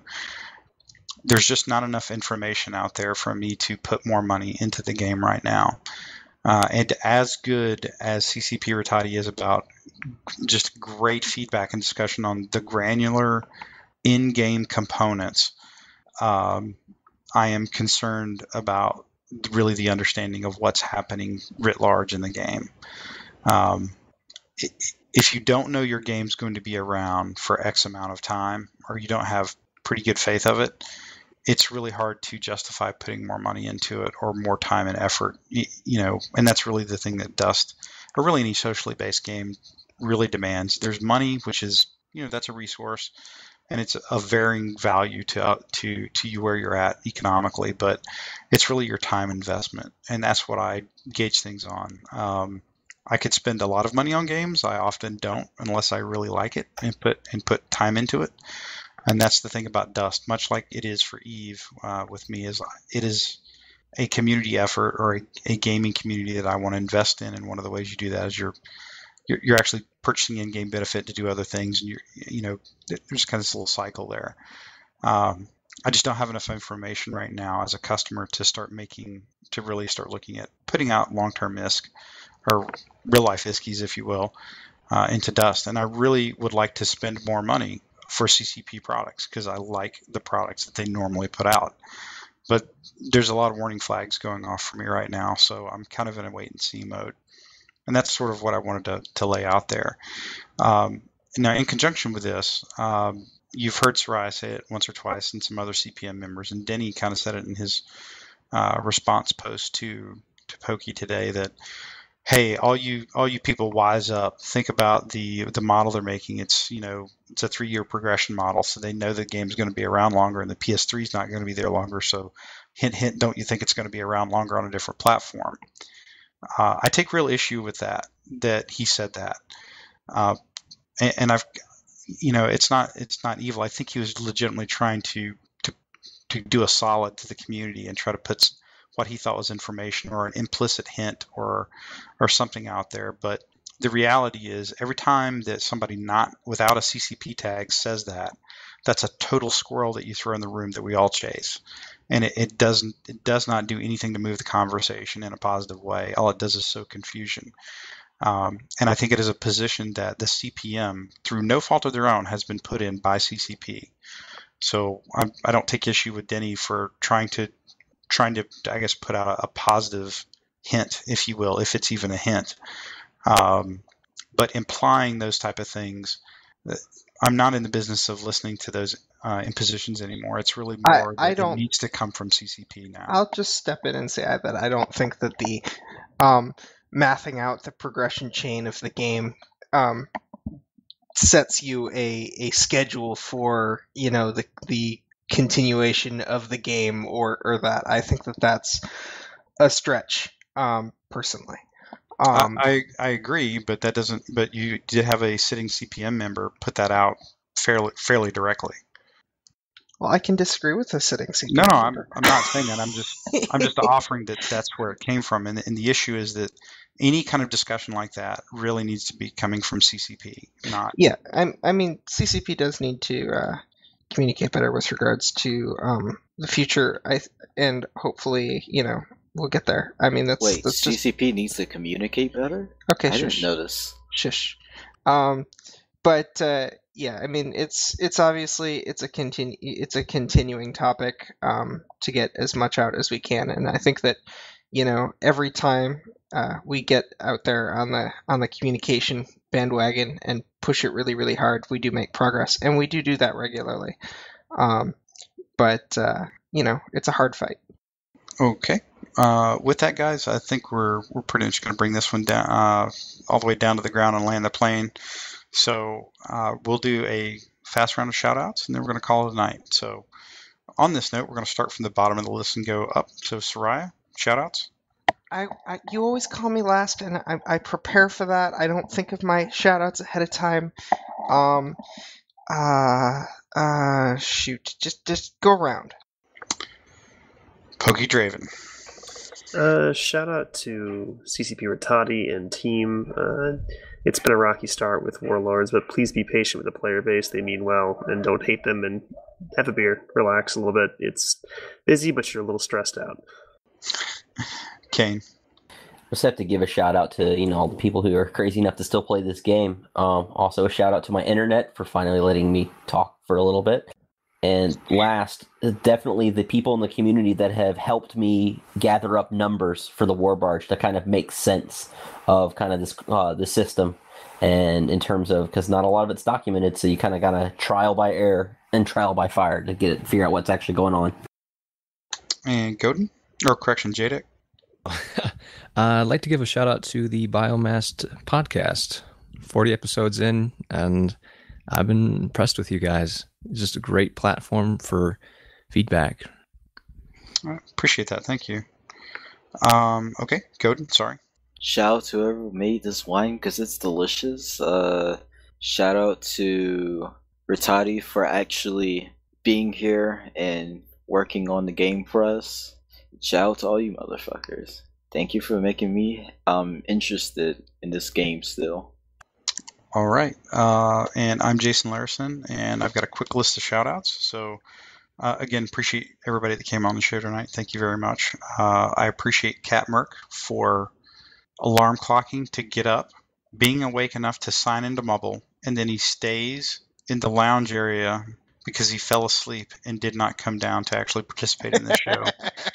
So, for the record, we're definitely going to need to leave this one in the recording. So, shout out to Cat Merck for that one. I would like to shout out to Godin's inability to form coherent sentences after he's been drinking, Jadex Beard, Kane Sparrow's inability to have internets or apparently a mic. Let's see, Pokey, I give you a shout out for your ability to poke things. And Sarayazel, I give you a shout out for your ability to be shouted out to, which is pretty unusual for you to get a shout out. Ouch. What? Yeah, you're really scraping the bottom there. Most of yours were pretty predictable. I was surprised you didn't go for the whole PR angle on this one. But all right. Yeah, but I mean, why would I need to go to the well on that when it's so incredibly apparent most days? Okay, all right. Although I will have to say, for the record, if you are a CCP PR, then I don't know what that makes Denny. He's a whole nother level. Yeah, he's sucking on the dick Denny does take hard. it to another level. All right, go ahead. All Go right, ahead, Soraya. I got my shoutouts. All right, so I want to give my shoutouts to the one-off dev posters this week. We had the most varied number of names in the dev post tab this week than we have like in any previous. Both CCP Fox4 and CCP Logibro had one-off posts in the relating to the deployment of the SDE, and CCP Big Bird posted about the bonus SP issue. And then my final shout out is to Mary Calendar's Easy Sides, which is why I managed to eat before the podcast, because it takes 4 minutes to cook and requires That zero sounded effort. like a movie that I didn't think you would watch. Okay, so guys, we're going to bring episode 40 of Biomass to a close. Again,